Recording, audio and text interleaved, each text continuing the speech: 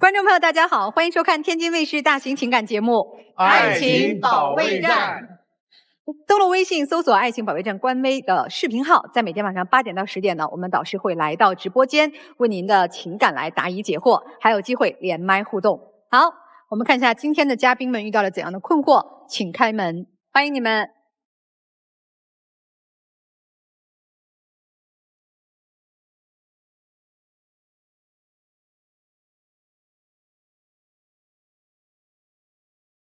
本期第一对情感嘉宾，小鲁30岁，来自四川，仓库管理员；小黄22岁，来自四川，零食店员。他们遇到了怎样的情感困惑呢？对方在你心里是什么样的人？他太懒了，每天除了吃睡就没别的事了。我就像个奶爸一样，他总是需要我去照顾，我真的太累了，不想再这样了。他累我还累呢，我觉得他不仅是个妈宝男，还是个妻管严，遇到事情从来不主动解决，也不承认自己的错，总是跟我较真儿。我现在看不到我们的未来了。你心里最大的委屈是什么？明明我已经成家了，为什么还要自己去承担生活中所有的压力呢？难道这些不应该是夫妻共同面对的吗？他不仅这样，而且还觉得我不爱他，他为什么就不能做好一个妻子应尽的责任呢？他比我大8岁，而且又是我的丈夫，他不就应该撑起我们这个家吗？很多事情他自己都做不到，还总来要求我觉得太委屈了。我现在感受不到他对我的爱，为什么婚前婚后他像变了一个人呢？哎呀，感觉这个问题还挺大哈。你们这个认识多长时间了？19年网恋认识的，刚认识1个月不到，他过年回来了，我们就奔现了。谁提出的要结婚？你吧？24年结的婚。女孩那么年轻，当时犹豫过吗？有一点，我们认识那么久，一直都是在异地恋，就只有过年的时候才见面嘛。那个时候感情基础还行，只是父母有点不同意。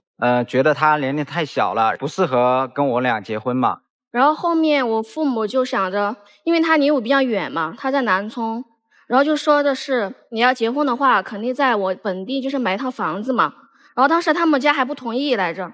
然后最后我没有办法，然后我跟我妈也商量过，要结婚肯定要在那边买房，因为他们家确实离我们家太远了。我也考虑到就是丈母娘那边的感受，然后我就跟我妈妥协了。毕竟买那房子很贵，当时差不多要60万嘛。当时我们家里面挺缺钱的，买那套房子是我爸是我妈贷款买的，但是呢，却出现了这样一件事情。我老婆跟我说，那个房子不是我们的名字，那个房子就不成立。我父母的意思就是说，就这个房子我们先住着嘛，意思还是我们2个挣的钱，自己再买一套房子。但是领完证之后吧，他也不珍惜我，他就刚领完证，他就跟他爸爸去外地打工了，就把我一个人晾在那儿。说到领证，当时买完房子了之后，过了1年，我们才谈了那个彩礼的事情。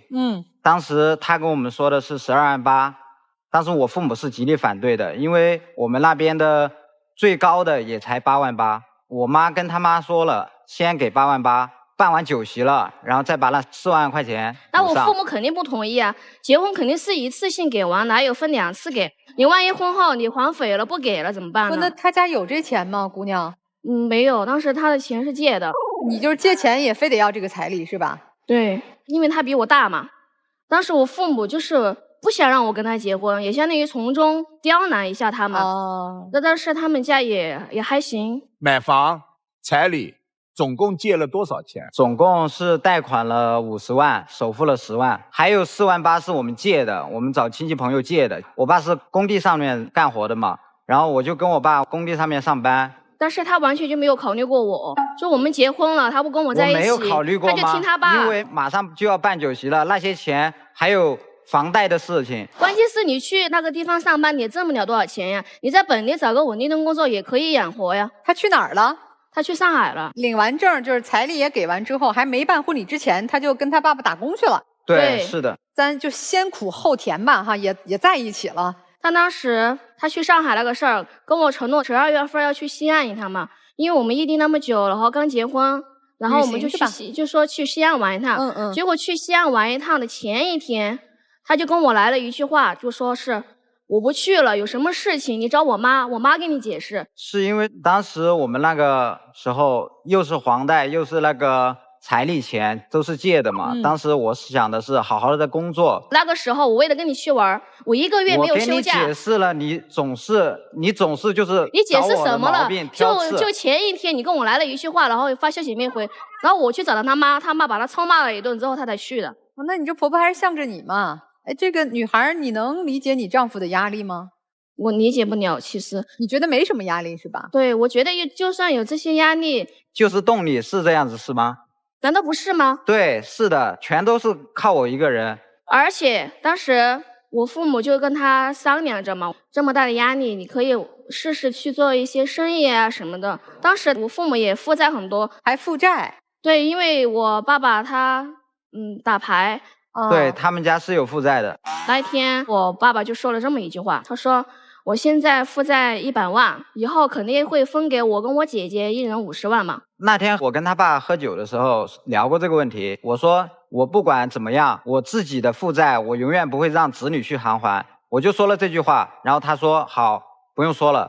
他妈更过分，叫我去帮他干农活，我干得好好的，然后他总是去说我。他没有总是说你好吗？你只是一件事情没有干好，对，是我一件事情没有干好，就像他说我让他来要个东西，要你有什么用？就明明在那个旁边，他不知道他在那里翻，然后我妈妈就说，哎，算了，你走开吧，我自己来了。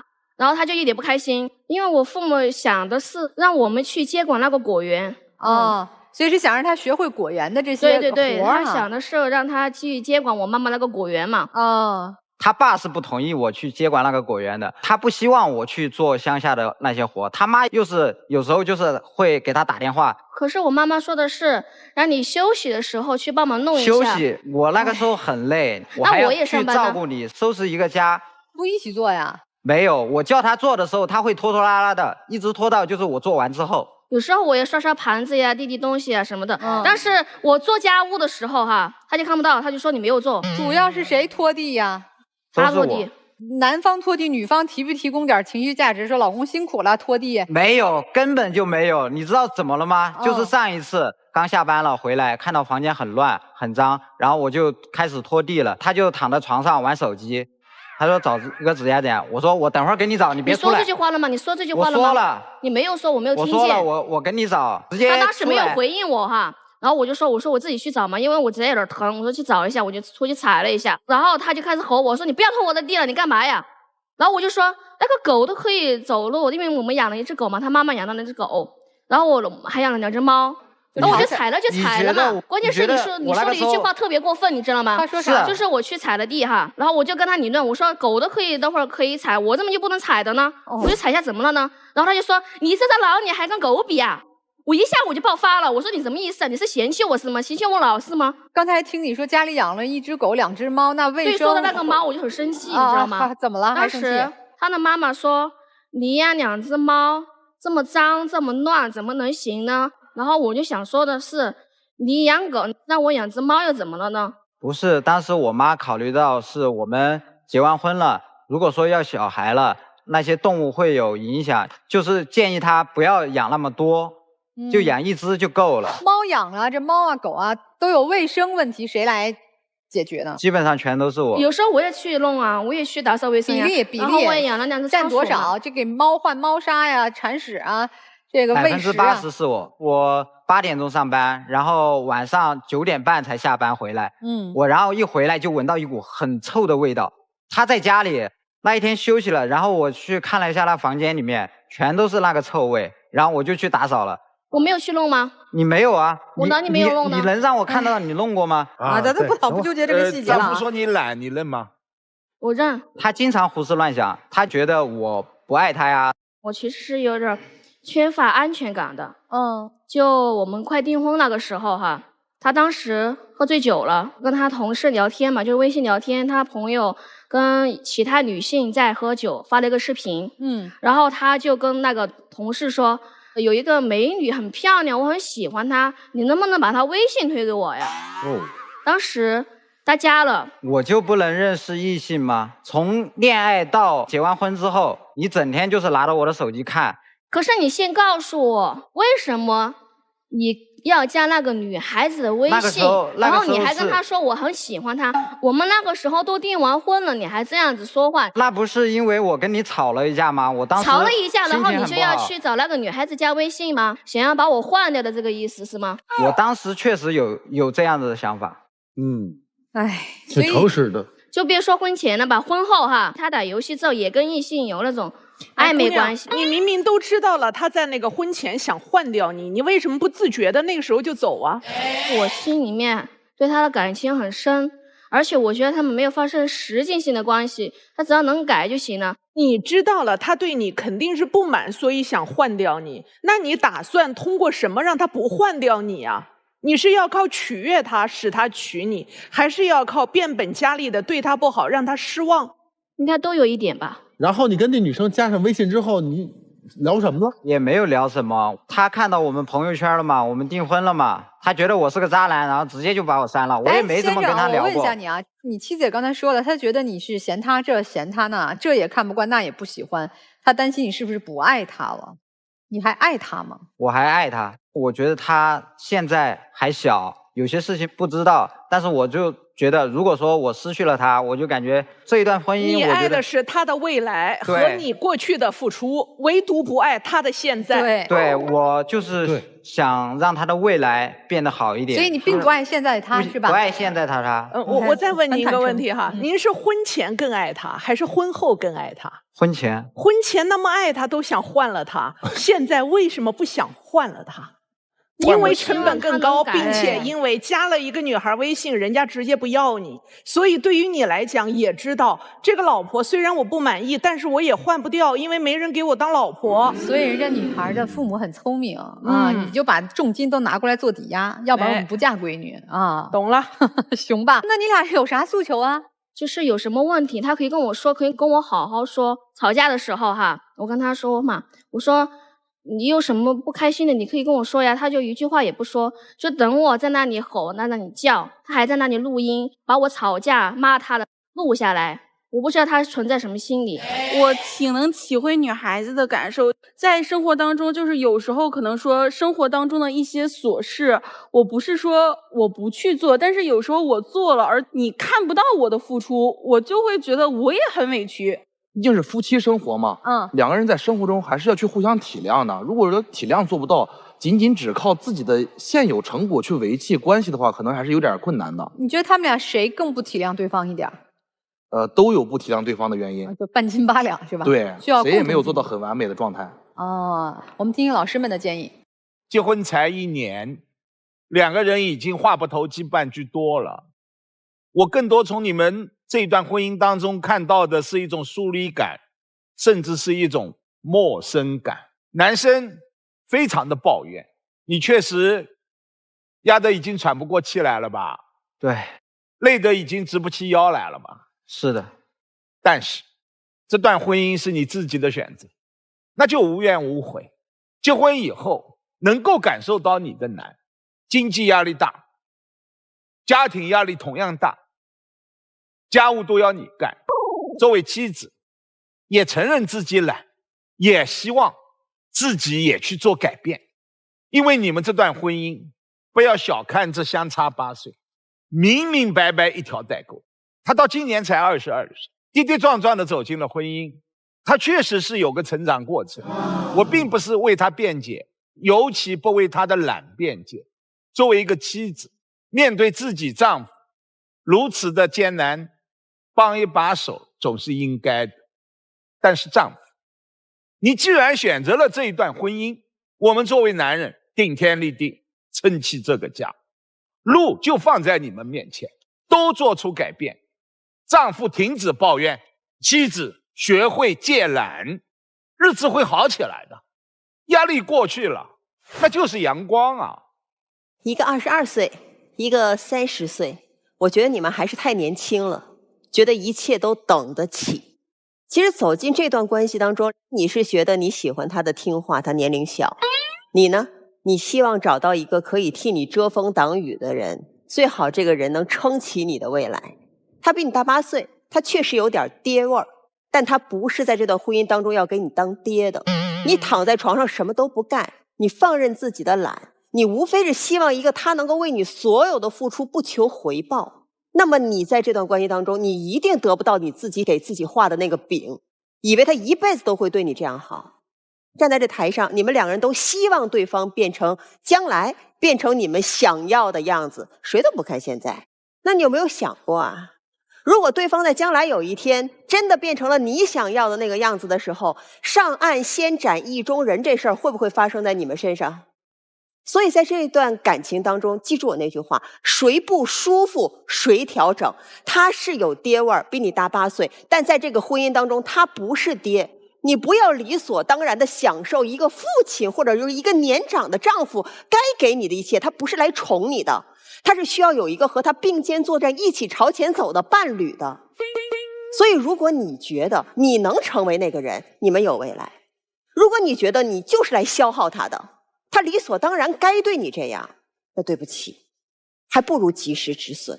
对于你来说，你们两个人的损失到底在哪儿？把这个损失到底量化到多大？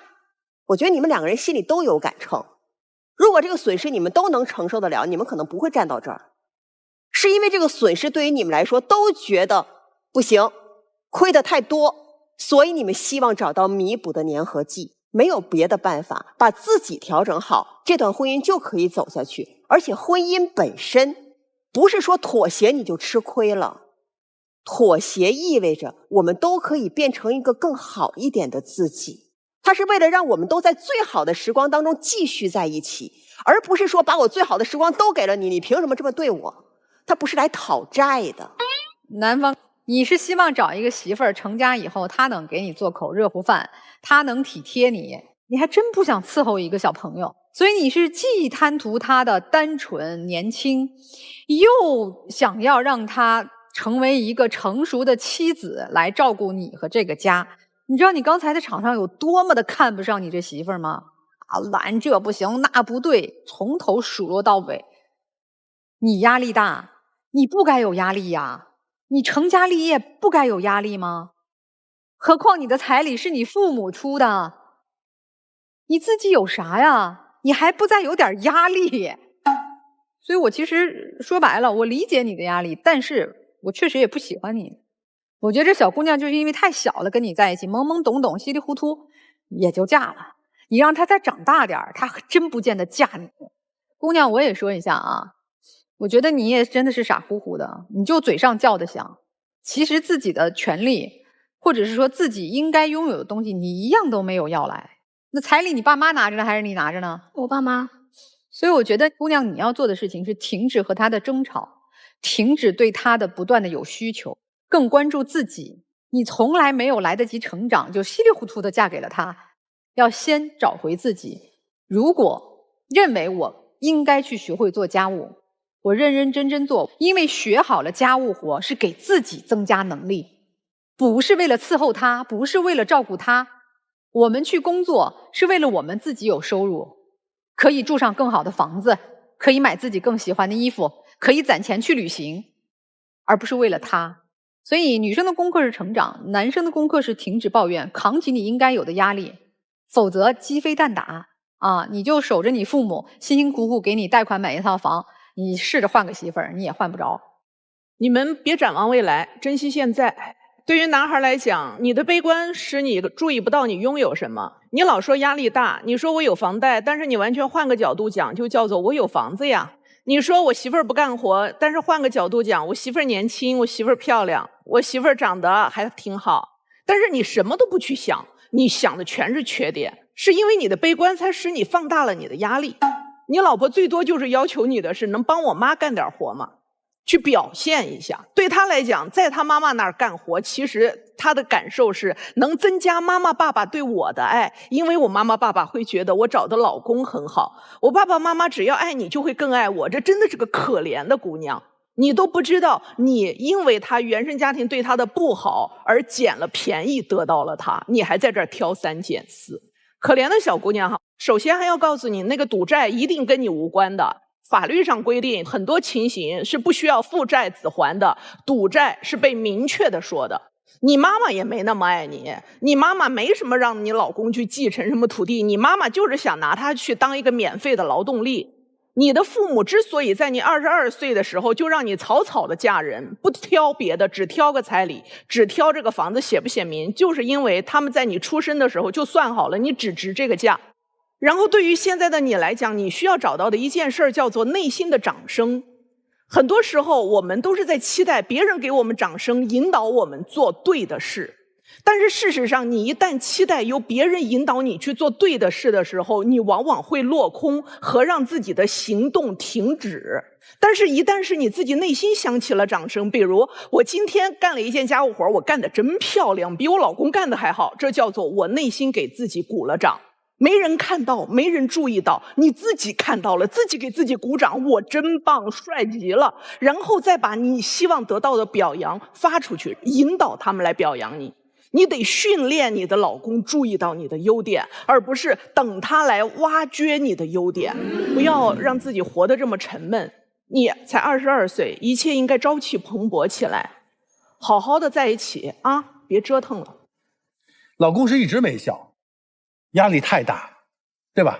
所以婚姻的核心在于说共同担责，不能相互指望。所以女生一定要加速成熟。还有成长不是给别人，不是为他改变，而是为自己改变。我问你啊，你老公9点多回来挺累的，还蹲地，你那脚踩得下去呀？那还跟那狗比啊？狗它懂什么呀？你老公要跟狗一直较劲的话，他这儿有问题。你不够自信在这段感情当中，因为你不知道怎么能够帮到他。你真的，他真是让你做那么多家务吗？如果你会去体贴他，给他温度，他会自己主动的去做更多的家务。因为他其实蛮能吃苦的。你想订婚之后就跟自己的父亲去打工去，谁不想跟你在家里热热乎乎的，对不对？可他真的他能吃苦，他缺的是你跟他的沟通，缺的是你对他的理解，缺的是心疼他。男生，我说的是吗？对，没错。所以你现在看重你老婆现在吗？不是以后，是现在，你看重吗？你当然得看重，你不能要他帮你出多少力，非他所擅长。他擅长什么？就最看重他的，他很纯真，甚至于他不太懂事儿，但是他很单纯，这是最看重他的。那既然单纯，就意味着不够成熟。如果真的他像那些人成熟一样，他第一句就会说你是渣男，对不对？对，那种人你搞不定的。而这个单纯的小姑娘，我们就允许要多一些包容。所以你在和他沟通的时候，要学会有温度，而不能直愣愣只是说你这不对那不对，你这不行那不行，对吗？要多会鼓励。他一直在说要被你看见，可见你在他心里多重要。加油吧，你们两个人。好，带着老师的这个建议，你们思考一下啊，请两组嘉宾交换位置。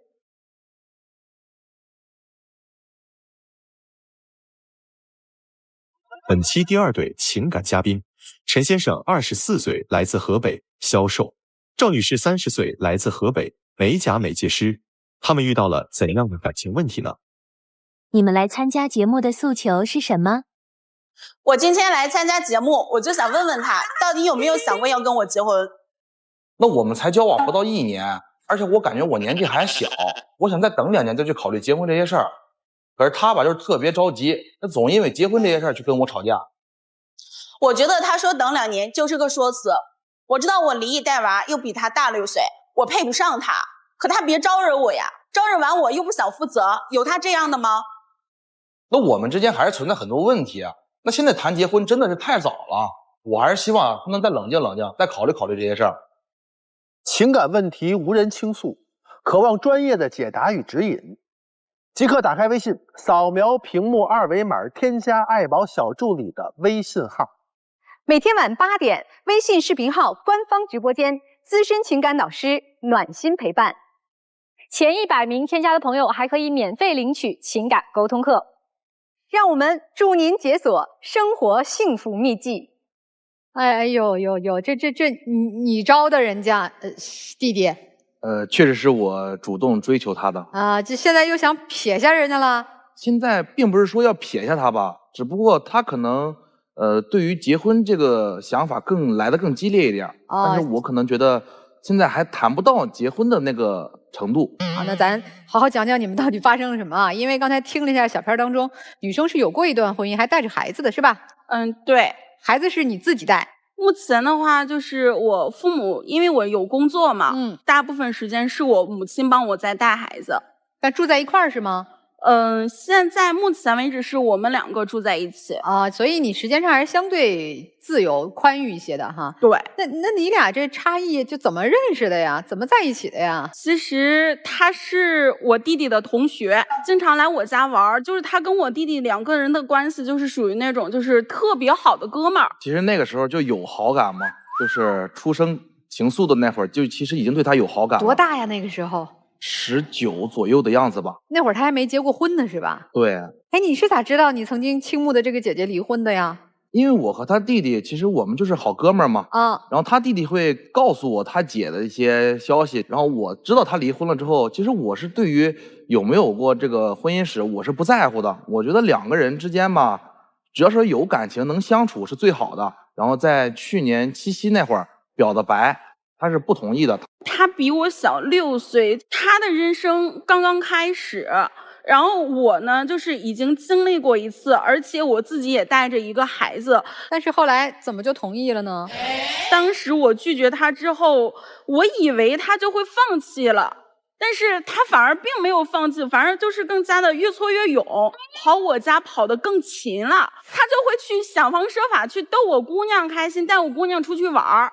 最开始最让我感动也最让我接受他的，就是有一次我姑娘身体不舒服，当时那个情况她比我都还要着急，忙前忙后的，所以就是这样慢慢的敞开心扉，就是接受他了。所以你父母是就认识这小伙子也很久了哈，从你弟弟小时候跟他玩就认识，都很熟，所以父母是接受你们俩在一起的，也知道你们俩在一起的，是吧？对，知道。那他的父母呢？他的父母知道你们的情况吗？说起这个事情来，其实我就觉得我挺委屈的。他母亲过生日的时候，然后我就跟他提过说要不要去见一下你父母什么的，他当时他是同意了的。可是就是我把给他家里亲戚所有的礼物我能买的我都买上了，就等着说他母亲生日那天他过来接我去见他父母。但是等到临了的时候，他突然之间告诉我说他不想让我去。其实也谈不上我不想让你去吧，因为当时我母亲过生日那会儿，我是跟他讲了，我说我可能女朋友会过来，然后我母亲也是了解了他的情况之后，他是反对的，所以当时我觉得贸然的去把他带过去不合适。那你最一开始的时候你也没有跟我说过呀？不是，那他不接受，那跟我有啥关系呢？哎，女生的父母跟你谈过吗？你和一个人谈恋爱、结婚呀什么的，跟你说过吗？就是当时有一次，就是聚在一起吃饭的时候，我父母问过他，我的年纪确实，说实话，老师我摆在这儿了，我也不算特别年轻。就是我父母他们当时问过他，有想过说什么时候去结婚吗？当时他的反应就是我避而不答，我不回你的话。这我没法回答，我怎么回答？那我不想就是说去撒谎，就说我们尽快就准备结婚了，我不想去这样说，那我没办法去回答这个问题，不就是在向我逼宫？哎，小伙子，你在追这个姐姐的时候有想过吗？这么一个带着孩子的姐姐，我跟她用什么样的方式相处，未来生活怎么安排，这些想过吗？这些还好，我觉得啥叫还好？有想过，就是还好。我都能接受，还想，那就是没想，我能接受的。你别说还好这两个字，就是当时我问过他，他给我的说辞就说什么我还小，我还想再等2年，他只跟我说等2年，却没有给过我一个就是明确的答案。小赵，你别急赤白脸的啊！这你其实说实话，你30岁带个孩子，对于再嫁2婚来说挺年轻的。再说说孩子吧，其实这是一个挺重要的问题哈，因为你们要恋爱，包括未来。那必须把这个孩子得谋划在里边哈。当时我就觉得，其实对于我家孩子来说，就是他给他的反差，就是我姑娘现在就有时候就会问我说：“妈妈，叔叔为什么不愿意跟我去玩？”那我白天我忙一天，我回来了之后，我不仅说要照顾你的情绪，我工作也要加班啊，我还要去分一部分心神去给他一段时间。我没有那个精力吧？我不是说让你必须每天陪着他，是不是？他一个小孩子，他很好哄的，哪怕你每天你下班之后，你抽出3分钟的时间，你哄一哄他。那我现在为什么要把我的精力、我的时间留给他呀？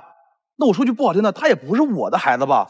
孩子虽然不是你的，但是他的一部分。我能接受这个孩子的存在，以及我给他一部分的陪伴。你对这个孩子还好吗？我觉得还可以吧，但是可能说现在对我来说有点困扰，因为我觉得我在跟他谈恋爱的过程之中，原本很好的2个人的恋爱就变成了3人行。当我们去看电影的时候，很多情况他都会带着他那个姑娘，我们刚开场有10分钟，小孩就在哭，在那闹。老师，你知道他选的什么电影吗？选了一个战争片儿。你说他一个3岁的小孩子，你让他安安静静坐在那儿去看一个战争片，他能看得下去吗？但是对于我来说，我也是有需求的呀。咱们之间总共带我姑娘出去玩去看电影，也总共也就是一个手指头数得过来。但是每一次我们只要有说营造一个约会了，他的孩子总会有事情来找我。我们之前有一次准备去青岛旅游，刚上了高速没有半个点儿，电话来了啊，说小姑娘这个感冒了，不得劲了，让找妈妈要回家。他就直接开始跟我闹，就说马上要掉头往回走。我当时在高速上，可能是我语气是有不对的地方，我一直在催你，但是我是真的着急。我觉得就是说，作为在场老师，你们应该都能理解一个，就是说作为妈妈，她那个担心。对，来，那个小赵，他没有过孩子，他没法理解，他没有这样的体验，没有这样的经验。其实我不是说真的要他哭成这样了，你就没有一点说怎么安慰一下，递个纸巾？他经常在你面前哭吗？哎，好，你稍微关注一下他吧。他是真伤心了。行了，你给了他纸巾，你站回去吧。其实老师，我最开始想跟他提结婚的这件事，就是觉得他心里边可能并没有那么重视我，因为除了他父母不知道我的存在以外，就是他的朋友，就是经常跟他玩的哥们儿也好，或者他的同事也好，他们都不知道我的存在啊。他一直好像就是说在营造一个我是单身的一个状态，包括他的朋友圈也好，或者说是他跟他身边朋友去聚会也好，从来不说带着我去，也从来没有说过说我有女朋友。那就说明他还有更多的机会啊。我只是感觉说和不说只是一个形式化而已。这个女士呢，觉得她这个状态会带来这个困惑吗？会困惑，因为我那天我去看他手机的时候，我发现他跟他前女友之间还有转账的联系，甚至他前女友还跟他说过说有时间了咱们一块聚一聚，就是叙叙旧。那我跟他是分手了，但是我们还是同事关系啊。哦，还在一起上班啊？对，我们是一个公司的。现在还抬头不见低头见。对啊。你跟你同事，你们公司里边聚会是不是？你是不是可以跟我说？当时他跟我说了，就说有他前女友的存在。我当时我跟他说，我说你这个聚会非去不可吗？推掉可不可以？但是他当时跟我说的是，公司里边所有人都去了，就我不去，好像我不在乎一样。人家就非去了之后，就是他们那个回来之后，我有看他们就是有一个群嘛。当时我看到他跟他前女友2个人坐在一起，甚至他还给人家夹菜。那是我工作上的事儿，你为什么手要伸那么长？你就非要把我抓在你手里，控制到我的1分1毫全都属于你，你才甘心？他怎么1分1毫都要抓你在手里了？还有什么他抓你的呀？这不是你该聚会也聚会了吗？因为我本来就是从事销售性的工作嘛，而且我还是做的管理层。我可能去跟很多的人去开会了，去客户去沟通了。他要求我做到一个什么程度？给我发微信，我必须得秒回。如果我不回，那电话就来了。我不接就是开始轰炸，就是说让我去看看我在跟谁开会，跟男的、跟女的、跟哪个人，他认不认识？让我拍视频。我说行，我说为了让你能安静一点，我能很顺利的把这会开完，我就简单的当时再录了一下在场的各位。然后他说我看不清，你必须好好给我看。怎么难不成就是我被把手机举到人家脸上做个自我介绍？不是，我觉得说起这个事情，我也挺委屈的。就是我之所以会变成一步一步，我走到今天这一步，就是让他给我打电话回复我这些事情之前，有一次他跟他同事3个人带着3个女大学生出去旅游去了3天2宿。你说放在任何一个女人身上，放在任何一个女朋友身上，谁不会介意啊？我那就是去出差了，也不是说去玩。我的工作是销售，而且我们是做的是校园，就是可能说涉及到了校园宽带这一些。他们都是我们公司的员工啊。我再多问你一点啊，就男生对于自己的女朋友，还有其他什么相处当中你的觉得需要调整或者不满意的嘛？直接点吧。他其实这个消费观念我是觉得有问题的，他自己的所有收入基本上全都投资在了自己的身上。就是我们家其实有2个特大号衣柜。然后2个衣柜里边有很多他的衣服，他这些衣服基本上属于吊牌还没摘。但是我的意思是说，你既然不穿，那你就是该退是吧？能缓解一部分这个经济上的压力吗？他不，他就是要留着。我留着不好，那好，过段时间我不喜欢了，我就往朋友身上送。我买的衣服都是那种就是30多块钱的那种。我跟我朋友我们2个的相处模式就是说，哎，你看上我这件衣服了，行，你拿走。然后过段时间他会买一件还给我。理解，女生总觉得衣柜里少一件衣服哈。对，但是你别扯开这个，就是我还有个心理，我一直想问一下子啊，前段时间立秋，你给所有的人买了吧？奶茶，他给他们公司的女同事，还有他关系好的女大学生，所有的人家都买了奶茶。的第一杯奶茶是吧？对，我当时我知道他爱看朋友圈，我当时我还发了个朋友圈，然后当时人家回来之后什么话都没说，就往那儿一坐就开始看手机。到后来的时候，我去看他手机记录的时候，我才发现啊，人家给那些女大学生也好，他同事也好都买了，甚至他还给其中一个女大学生说，立秋的第一杯奶茶送给可爱的你。我真觉得你没必要去这样。那你为啥没给他买呀？一起买了得了呗。我那只是维护客情。你都给那么多人买了，也给女朋友买一个呗。生活中这种事情太多了。不光是一个立秋，它是属于什么呀？念出来的名都要过，每个礼物呢还得让我写一封什么贺卡了或者手写信什么了。你做了吗？做呀，哪个节都得做，而且都得这个礼物还得跟爱扯上关系，全都要定制的。女生，我想冒昧的问一句啊，你们是在确定恋爱关系之后多久选择共同生活的？半年以后。好，那既然生活在一起。难免也有家务，家务上有没有矛盾和分歧？基本上家务全都是我负责的。哦，你别说，都是你负责的，就是地是你拖的，但是饭我给你做了，你只是回来之后只是炒菜。再说了，当初是你说的，你说我炒的不好吃，你说你来做，那不好吃和没得吃是2个事吧？不是，那他干家务你满意吗？有矛盾吗？不满意。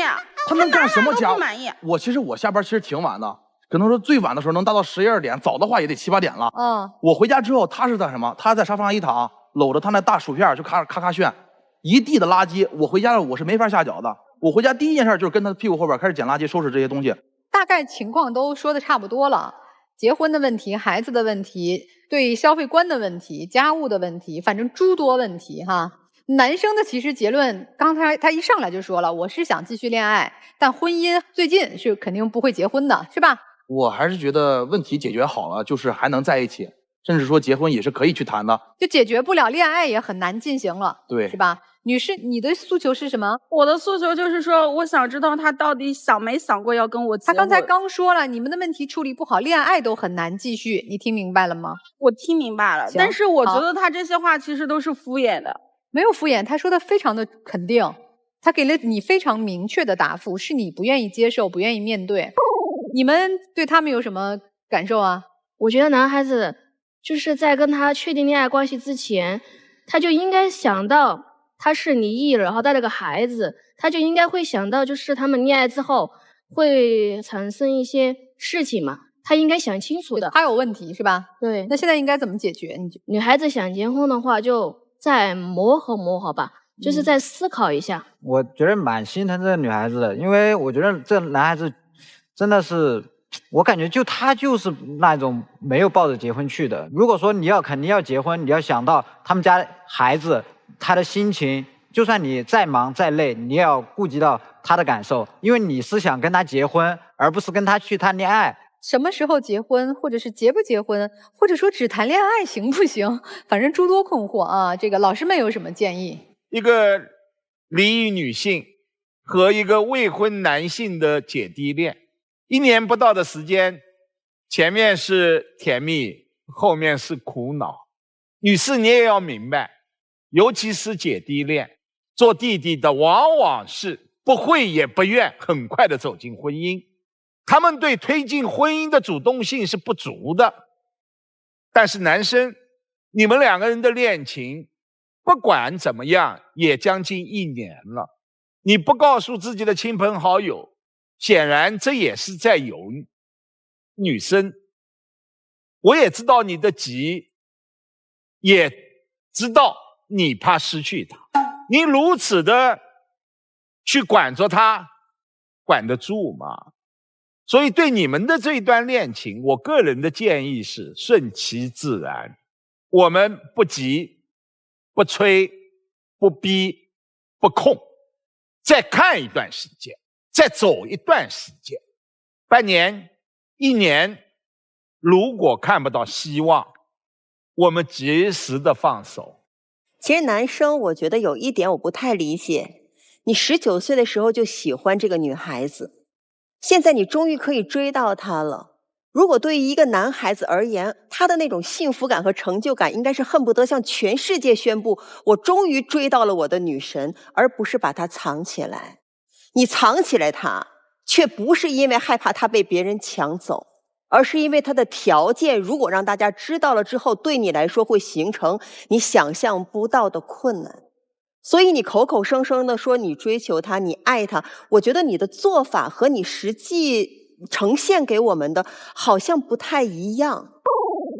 女孩子，我觉得我很坦白的跟你说啊，我觉得你站在这个台上，无论是从你的眼神、你的神态，包括你说话的这个音调，包括你的站姿，说实话，从头到脚我没有看到一点的自信。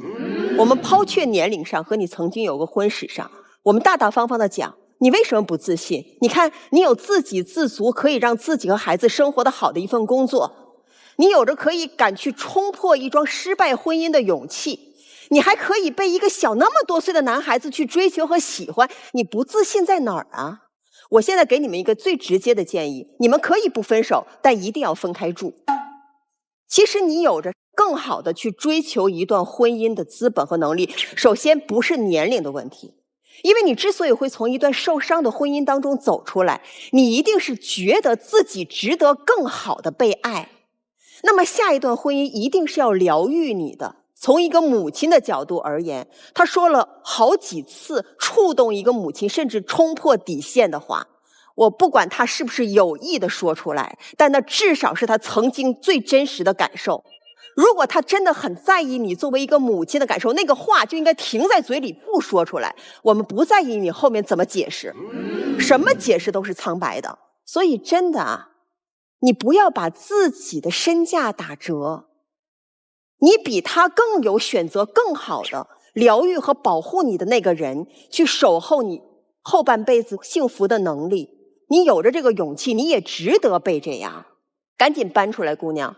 我觉得你们像于老师刚才讲的，可以再相处半年到1年，没有关系，但是不要给自己的身价打折，好吗？我觉得你俩还就是挺典型的，在我看来啊。哪种典型呢？就是他追你的时候，当然要投其所好。他知道你爱孩子呀，他知道打动了孩子更好打动你呀，他也知道秋天第一杯奶茶第一个要买给你呀。追你是需要用方法用手段的嘛，你是他曾经心目中的女神，你是他曾经求而不得的那个青春懵懂期的女孩子，那追到了呀，他就是奔着这个，对吧？追求你好了，其他不想，不负责任，不需要责任，我承担不了责任，所以他不值得你和他相恋。我没有说必须娶你啊，是他不值得相恋，因为他没有真正的爱你。而你我也觉得啊，你不要着急结婚，你着急结什么婚呀？你自己都没整明白自己生活呢，你催他结婚干嘛呀？再说了，他是个值得托付的人吗？他都觉得你闺女是累赘了，你还在场上嗷嗷的喊着说，你说吧，你什么时候娶我？你说吧，什么时候带我见你父母？你刚才说这话说，其实人家单身，我挺配不上他的。你原来应该不是这样的人，你在和他相处的这1年当中，你越来越觉得自己不配、不值得、不自信，你要毁了自己吗？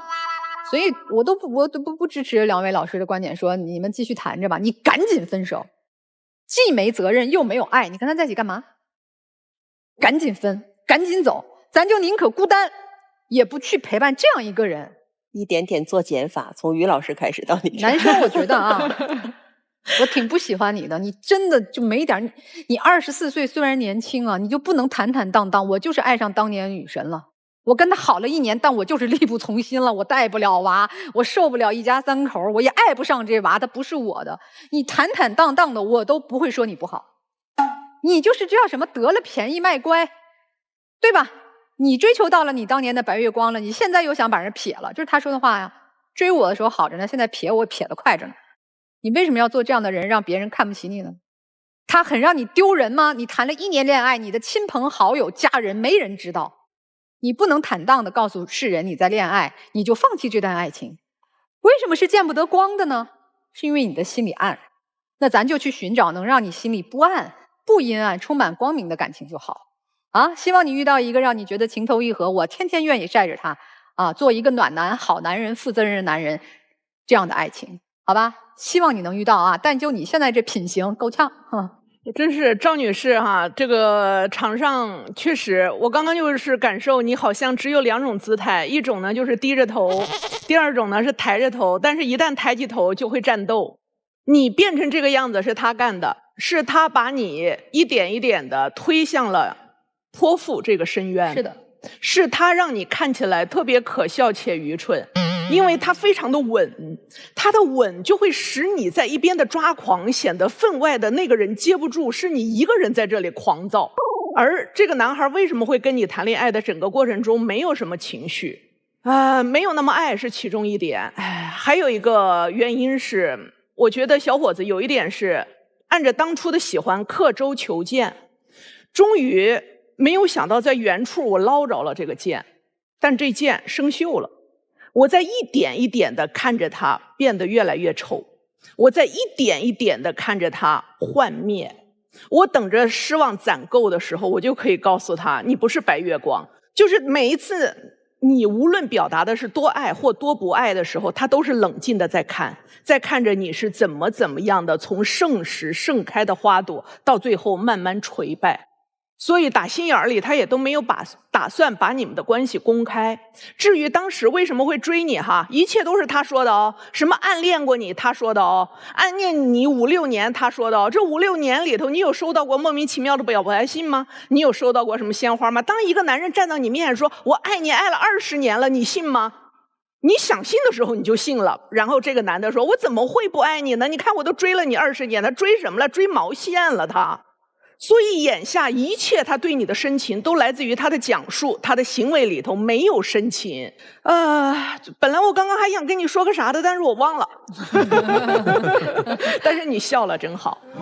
有的时候就是这个样子吧，跟他在一起过，他也许是在你这一段感情里头趁虚而入，以先对你女儿好，让你觉得男人可靠，最后你的失望还来自于你怎么敢伤我的时候，同时又伤一遍我孩子。很可恨呐，真的是很可恨。再有离开他是肯定的，以后不要说我年纪不小了，我一定要愁嫁。你因为有孩子和有过婚姻，所以不愁嫁。我啥时候都可以结婚，也可以永远不结婚，对的，对吧？我为什么要着急对另一个人的人生负责任？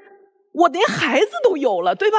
我未来已经有伴了，我着什么急呀？反而你应该记住，永远在婚姻市场里头，你是那个不着急的人，要等别人求着请着把你哄回家里去的那个人，再也不要歇斯底里的喊着你到底要不要娶我了。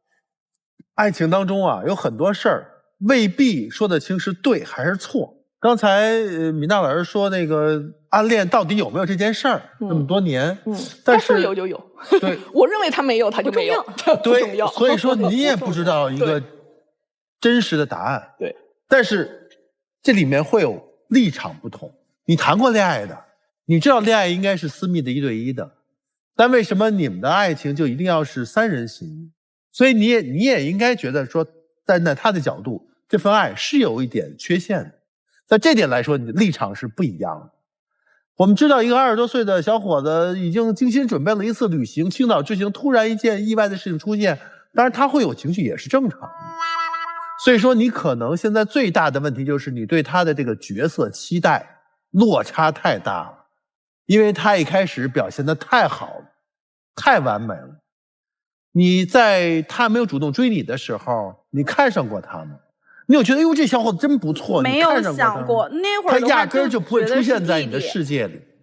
所以先入为主的是他对你的孩子好，对，你一下先把他当成一个未来有可能的好父亲的角色，因为你觉得孩子跟他父亲接触很少，其实是可以完全的替换的。你爱他吗？未必有。刚才几位老师一直质疑的是这个男生是否爱你，但是我想问的是你是否爱他。当你的立场不一样的时候，当你并不是抱着爱上这个男人进入到这段关系当中，这个前提下，你的爱纯粹吗？这个责任都是他的吗？是他没有想清楚就向你表达了，是他心怀鬼胎的瞒着所有的人，是吗？都是他吗？如果这个人都不爱你的话，他一上来特别愿意跟你的孩子玩，我不是来找你的，我是找你的孩子跟他玩的，更可怕，好可怕。这个人你为什么会相信他爱你呢？因为你也贪了嘛，你图的就是他对你孩子的好嘛。所以这问题明白了吧？不仅仅是他，还有自己。那请两组嘉宾回到我们门后思考下老师的建议，看看你们的最终选择。来，请回到门后。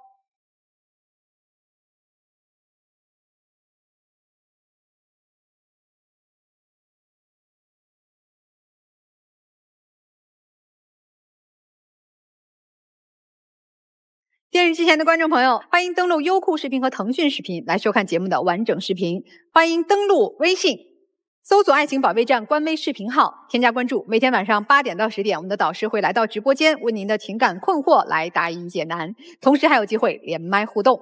好，我们看一下第一组嘉宾他们的选择会是怎样啊？出来吧，我认为出来应该没问题，会出来，肯定得出来。来看看结果，请开门。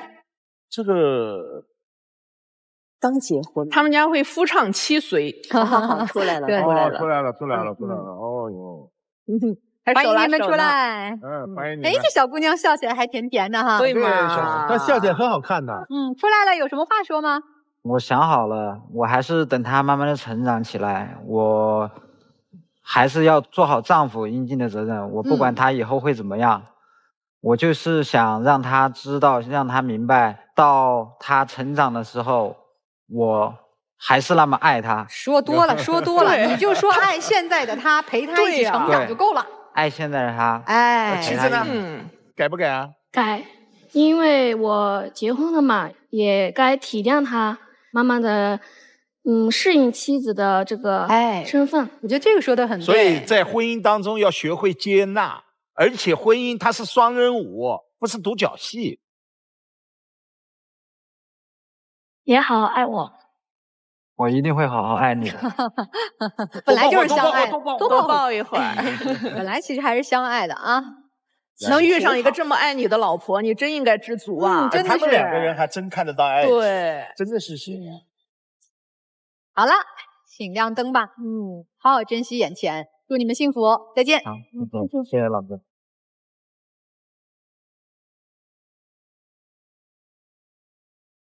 有情感困惑的观众朋友，可以通过微信来搜索“爱情保卫战”官微的公众号和视频号。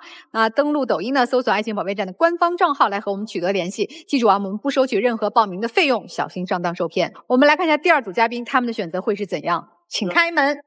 情感问题无人倾诉，渴望专业的解答与指引，即刻打开微信，扫描屏幕二维码，添加爱宝小助理的微信号。